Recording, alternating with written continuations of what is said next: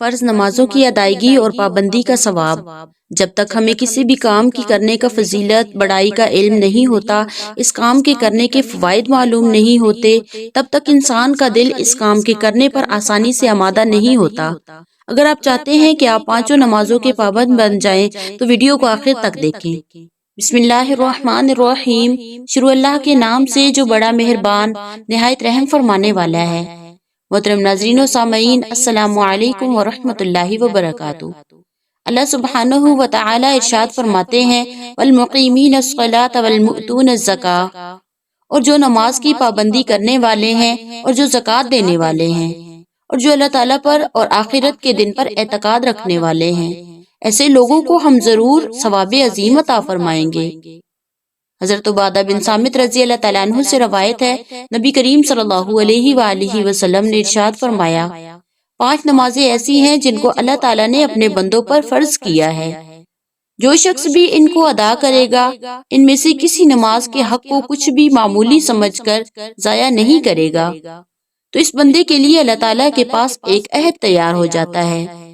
اللہ تعالیٰ اس کو جنت میں ضرور داخل فرمائیں گے، اور جو شخص ان نمازوں کو ادا نہیں کرے گا تو اس کا اللہ تعالیٰ کے پاس کوئی عہد نہیں، چاہے اس کو عذاب دے دیں تو چاہے اس کو جنت میں داخل کر دیں۔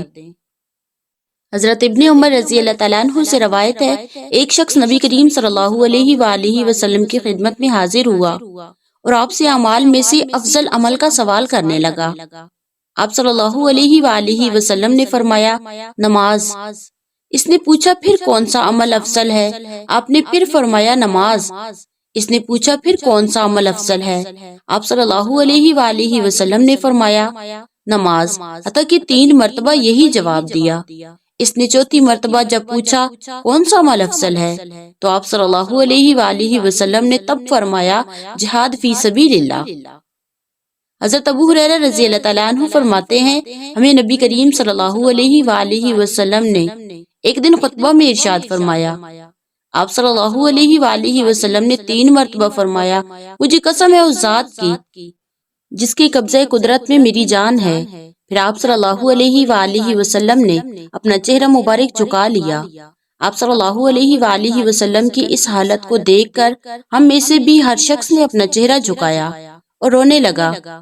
کسی کو یہ معلوم نہ ہو سکا کہ آپ صلی اللہ علیہ وآلہ وسلم نے کس لیے حلف اٹھایا ہے۔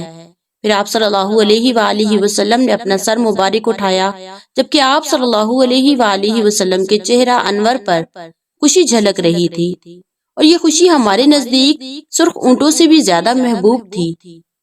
آپ صلی اللہ علیہ وآلہ وسلم نے ارشاد فرمایا، جو شخص بھی 5 نمازیں پڑھتا ہے، رمضان کے روزے رکھتا ہے، زکوٰۃ نکالتا ہے اور 7 بڑے گناہوں سے بچتا ہے، اس کے لیے جنت کے تمام دروازے کھول دیے جائیں گے اور اسے کہا جائے گا سلامتی کے ساتھ اس میں داخل ہو جا۔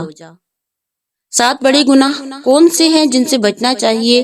اللہ کا شریک ٹھہرانا، ناحق قتل کرنا، پاک دامن عورت پر تہمت لگانا، عین حالت جنگ میں فرار اختیار کرنا، سود کھانا، یتیم کا مال کھانا، ہجرت کرنے کے بعد کسی عورت کے لیے پھر واپس لوٹ جانا، اور دوسری حدیث میں سود کھانے کے بجائے مسلمان والدین کی نافرمانی کا ذکر ہے۔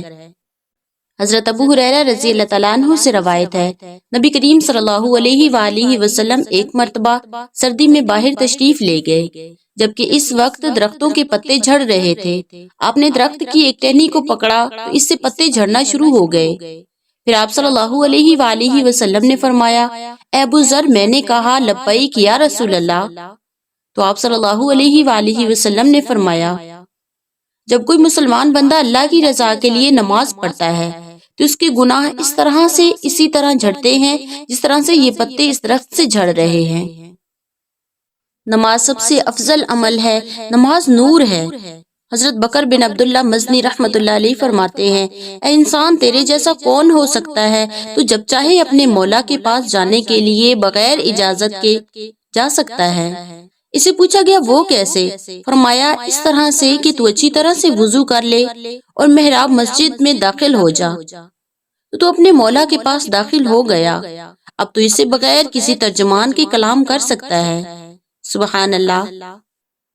اللہ تعالیٰ ارشاد فرماتے ہیں، یا ایھا الذین آمنوا ارکعوا واسجدوا وَاعْبُدُوا رَبَّكُمْ وَافْعَلُوا الْخَيْرَ لَعَلَّكُمْ تُفْلِحُونَ۔ اے ایمان والو، تم رکوع کیا کرو اور سجدہ کیا کرو اور اپنے رب کی عبادت کیا کرو اور نیک کام کرو، امید ہے کہ تم کامیاب ہو جاؤ۔ حضرت ابو ہریرہ رضی اللہ تعالیٰ عنہ نبی کریم صلی اللہ علیہ وآلہ وسلم سے روایت کرتے ہیں، آپ صلی اللہ علیہ وآلہ وسلم ایک مرتبہ ایک قبر کے پاس سے گزرے تو فرمائے، یہ قبر والا کون ہے؟ صحابہ کرام نے عرض کیا، فلاں شخص ہے۔ آپ صلی اللہ علیہ وآلہ وسلم نے فرمایا، تمہاری بقایا دنیا میں سے اس شخص کو 2 رکعات ادا کرنا زیادہ محبوب ہے۔ اللہ اکبر۔ اللہ تعالیٰ کے نزدیک انسان کی سب سے پسندیدہ حالت کون سی ہے؟ حضرت حذیفہ رضی اللہ تعالیٰ عنہ سے روایت ہے، نبی کریم صلی اللہ علیہ وآلہ وسلم نے فرمایا، بندے کی جتنی حالتیں بھی ہیں، ان میں سے پسندیدہ ترین حالت اللہ تعالیٰ کے نزدیک یہ ہے کہ اللہ تعالیٰ اس کو سجدے کی حالت میں اس طرح سے دیکھے کہ اس کا چہرہ خاک آلود ہو۔ حضرت ابو ہریرہ رضی اللہ تعالیٰ عنہ سے روایت ہے، رسول اللہ صلی اللہ علیہ وآلہ وسلم نے فرمایا، اپنے رب کے سب سے زیادہ قریب بندہ اس وقت ہوتا ہے جب وہ سجدہ کی حالت میں ہو، پس تم سجدہ میں اللہ تعالیٰ سے بہت زیادہ دعا کیا کرو۔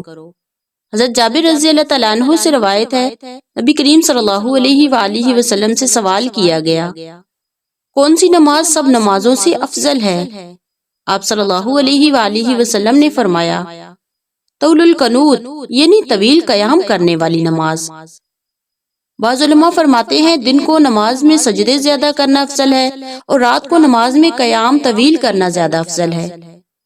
نیز امام شافعی رحمۃ اللہ علیہ مطلقاً سجدہ کو افضل قرار دیتے ہیں اور امام ابو حنیفہ رحمۃ اللہ علیہ قیام کو افضل قرار دیتے ہیں، کیونکہ حالت قیام میں کھڑے ہونے کی مشقت زیادہ ہے، اور نیز حالت قیام تلاوت کلام اللہ بھی شامل ہے، جو دوسری حدیث کی روح سے سجدے سے افضل معلوم ہوتی ہے۔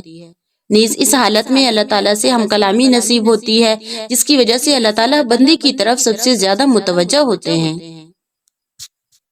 حضرت ابو ہریرہ رضی اللہ تعالیٰ عنہ سے روایت ہے، رسول اللہ صلی اللہ علیہ وآلہ وسلم نے فرمایا، 5 نمازیں ایک جمعہ سے لے کر دوسرے جمعہ تک ان گناہوں کا کفارہ ہیں جو ان کے درمیان میں کیے گئے ہیں، جب تک کہ بڑے گناہ غالب نہ ہو جائیں۔ سبحان اللہ۔ حضرت ابن مسعود رضی اللہ تعالیٰ عنہ سے روایت ہے، رسول اللہ صلی اللہ علیہ وآلہ وسلم نے فرمایا، ہر نماز کے وقت ایک منادی فرشتہ کھڑا ہوتا ہے اور کہتا ہے، اے انسانوں، اٹھو اور اس آگ کو بجھا لو جس کو تم نے اپنی جانوں کے لیے جلا رکھا ہے۔ تو وہ اٹھتے ہیں اور وضو کرتے ہیں تو ان گناہوں کی مغفرت کر دی جاتی ہے جو انہوں نے ان 2 نمازوں کے درمیان میں کیے ہوتے ہیں۔ پھر جب عصر کی نماز کا وقت ہوتا ہے تو بھی ایسے ہی ندا کرتا ہے، پھر جب مغرب کا وقت ہوتا ہے تو بھی ایسے ہی ندا کرتا ہے، پھر جب عشاء کا وقت ہوتا ہے تو بھی ایسے ہی ندا کرتا ہے۔ پھر جب وہ سوتے ہیں تو ان میں سے بعض خیر کے مسافر بن جاتے ہیں اور بعض نمازیں نہ پڑھ کر شر کے مسافر بن جاتے ہیں۔ سبحان اللہ، اتنے بڑے بڑے فضائل اور برکات۔